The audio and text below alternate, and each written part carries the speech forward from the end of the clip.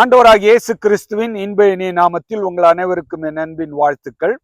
விவிலியம் விஞ்ஞானமும் என்ற தலைப்பின் கீழ் பரிசுத்த வேதாகமத்திலிருந்து ஒரு முக்கியமான ஒரு சத்தியத்தை நாம் படித்து வருகிறோம்.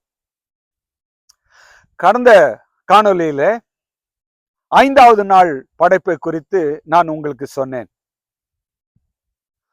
இந்த 5வது நாளில ஆண்டவர் பறவைகளையும் மிருகங்களையும் உண்டாக்கினார். முக்கியமாக பறவைகளை எதற்காக படைக்கிறார்?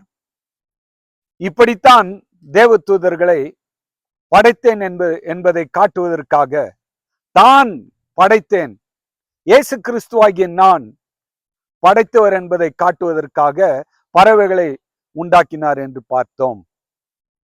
ஒருவேளை லூசிபர் என்ன செய்திருக்கலாம்?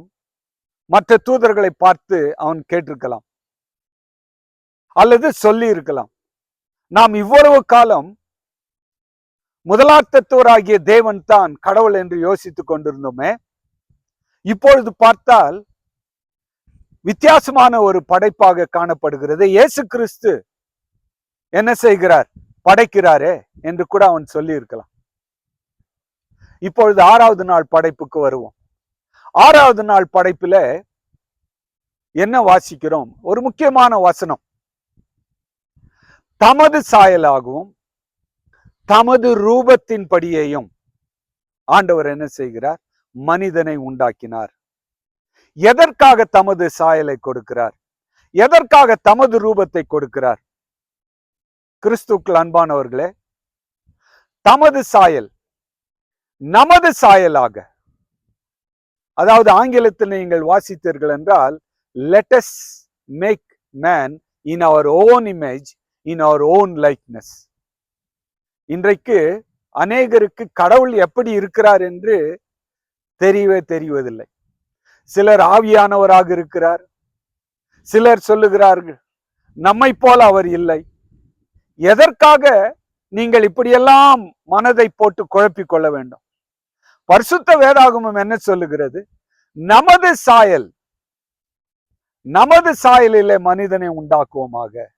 அப்படி என்றால் ஆதாமுக்கு முன்பதாக 3 நிலை கண்ணாடிகளை நீங்கள் வைத்தீர்கள் என்றால், ஒரு நிலை கண்ணாடியில முதலாத்தத்துவ தேவனும், 2வது நிலை கண்ணாடியில இயேசு கிறிஸ்துவும், 3வது நிலை கண்ணாடியில பரிசுத்த ஆவியாகிய ஆண்டவரும், நாம் கடவுளுடைய சாயலில என்ன செய்யப்பட்டிருக்கிறோம்? படைக்கப்பட்டிருக்கிறோம். அநேகர் என்ன சொல்லுவார்கள்? தேவ சாயலாக நாம் என்ன செய்ய போகிறோம்? மாறப்போகிறோம் என்று. அப்படி என்றால் இப்பொழுது எந்த சாயலில் இருக்கிறீர்கள்?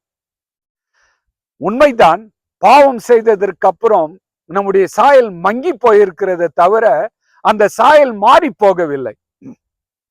தேவனுடைய சாயலில் தான் இருக்கிறோம். இந்த தேவனுடைய சாயல் என்பது ஒரு உன்னதமான சாயல். ஒருவேளை நீங்கள் கேட்கலாம், தேவன் ஆவியாக இருக்கிறாரு என்று சொல்லி இருக்கிறாரு. பரிசுத்த வேதாகமத்தை எழுதின 36 பேருக்கும் ஆண்டவருடைய சாயல் முழுவதுமாக என்ன செய்யப்படவில்லை? வெளிப்படுத்தப்படவில்லை. தேவன் ஆவியாகவும் இருக்க முடியும், தேவன் மாம்சீகத்திலும் இருக்க முடியும். அதுதான் அண்ட சராசரத்தையும் படைத்த சர்வ வல்லமுள்ள தேவன் என்பது அவருக்கு பெயர். அவர் சர்வ வல்லமுள்ளவர். சர்வ வல்லமுள்ளவர் என்பதற்கு அர்த்தம் என்ன? அவர் மாம்சீகத்திலும் இருக்க முடியும், ஆவியிலும் இருக்க முடியும். ஆகவே ஆண்டவர் ஆவியிலே தான் இருக்கிறார் என்று ஒரு கூட்டம் பிரசங்கிக்கிறது. அது தவறான பிரசங்கம். ஒரு கூட்டம் என்ன சொல்லுகிறது? இயேசு கிறிஸ்து மாத்திரம் தான் எப்படி இருக்கிறார்? மாம்சீகத்தில் இருக்கிறார், ஆவியானவர் ஆவியிலே தான் இருக்கிறார் என்று. அதுவும் தவறானதுதான்.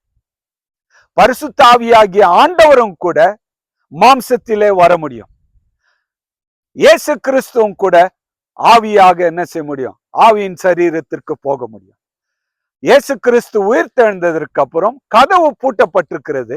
ஆண்டவர் அவர்கள் மத்தியில் என்ன செய்கிறார்? வந்து நிற்கிறார். எப்படி வர முடியும்? பூட்டப்பட்ட கதவுக்குள்ளே எப்படி அவர் வர முடியும்? அதைத்தான் சர்வ வல்லவர் என்று நாம் பரிசுத்த வேதாகமத்திலே வாசிக்கிறோம்.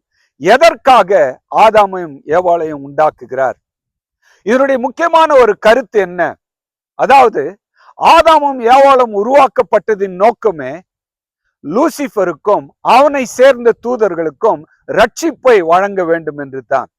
அதாவது அவர்கள் என்ன செய்ய வேண்டும்?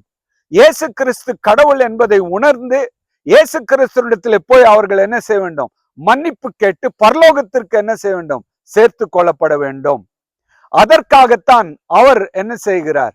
6 நாள் எடுத்து படைத்து காட்டுகிறார். இப்படித்தான் உங்களை நான் உண்டாக்கி இருக்கிறேன், நான் கடவுள் என்பதை காட்டுகிறார். இந்த சத்தியத்தை நாம் எங்கு படிக்க முடிகிறது? ஏர்லி ரைட்டிங்ஸ் என்ற புஸ்தகத்திலே 148வது ஃபால் ஆஃப் சேட்டன் என்ற பகுதியிலிருந்து ஒரு முக்கியமான ஒரு கருத்தை நாம் படிக்க நமக்கு இந்த கடைசி காலத்திலே ஆண்டவர் வெளிப்படுத்தி இருக்கிறார். அப்படி என்றால் பரலோகத்திலே எப்படி யுத்தம் உண்டானது? அதாவது பரலோகத்திலே யுத்தம் என்று ஒரு நாள் 2 நாள் அல்ல, அது லட்சக்கணக்கான வருடங்கள். அதாவது 1/3 பங்கு தூதர்களை அவன் என்ன செய்கிறான்? வஞ்சிக்கிறான். 1/3 பங்கு தூதர்கள் வஞ்சிக்கப்பட வேண்டும் என்றால் எவ்வளவு காலம் எடுத்திருக்கும்? யோசித்து பாருங்க. அவ்வளவு காலமும் ஆண்டவர் என்ன செய்கிறார்? பொறுமையாக இருக்கிறார். அவ்வளவு காலம் பொறுமையாக இருந்து கடைசியாக இப்படி வெளிப்படுத்தினால், தன்னை வெளிப்படுத்தினால் அவர்கள் புரிந்து கொண்டு அவர்கள் மன்னிப்பு கேட்டு என்ன செய்வார்கள்? பரலோகத்திற்கு வருவார்கள் என்று அந்த ஒரு முதலாவது ஒரு ரட்சிப்பின் திட்டத்தை உருவாக்கத்தக்கதாகத்தான் 6 நாள் எடுத்து படைத்து இந்த 6வது நாளில் செய்கிறார், மனிதனை உண்டாக்குகிறார். அது மாத்திரமல்ல, ஒரு வேளை இந்த மனிதனும் கூட பாவம் செய்தால் அவனுக்கு என்ன ரட்சிப்பை கொண்டு வர வேண்டும் என்ற 2வது ரட்சிப்பின் திட்டத்திற்காகத்தான் ஏவாளை ஒரு பிள்ளையை பெற்றெடுக்கக்கூடிய வகையில் ஏவாளை உண்டாக்குகிறார். ஆண் என்ன செய்ய முடியாது? பிள்ளையை பெற முடியாது. ஆனால் பெண் என்ன செய்ய முடியும்? பிள்ளையை பெற்றெடுக்க முடியும். ஆகவே அங்கே ஆணும் பெண்ணுமாக உருவாக்கி என்ன செய்கிறார்? இந்த 2வது ரட்சிப்புக்கு தயாராக என்ன செய்கிறார்? ஏவாளை உருவாக்கி காட்டுகிறார். கிறிஸ்துக்கள் அன்பானவர்களே, இந்த 6 நாள் படைப்பை நாம் பார்க்கும் பொழுது கர்த்தர் எப்படி வல்லமை உடையவர், அவருடைய திட்டம் எவ்வளவு மாபெரும் திட்டம். இன்றைக்கு இந்த மனுஷனுடைய சரீரத்துல காணப்படக்கூடிய இந்த செல்லுகள், கோடிக்கணக்கான செல்லுகள் யாரால் உற்பத்தி செய்ய முடியும்? அப்பேற்பட்ட தெய்வத்தை நீங்கள் தெய்வமாக கொண்டிருக்கிறீர்களா? இந்த 2வது ரட்சிப்பின் திட்டம் மனுஷனுக்கு கொடுக்கப்பட்டதற்கு அப்புறம் இதனுடைய சத்தியங்களை நாம் வருகிற காணொலியிலே பார்ப்போம்.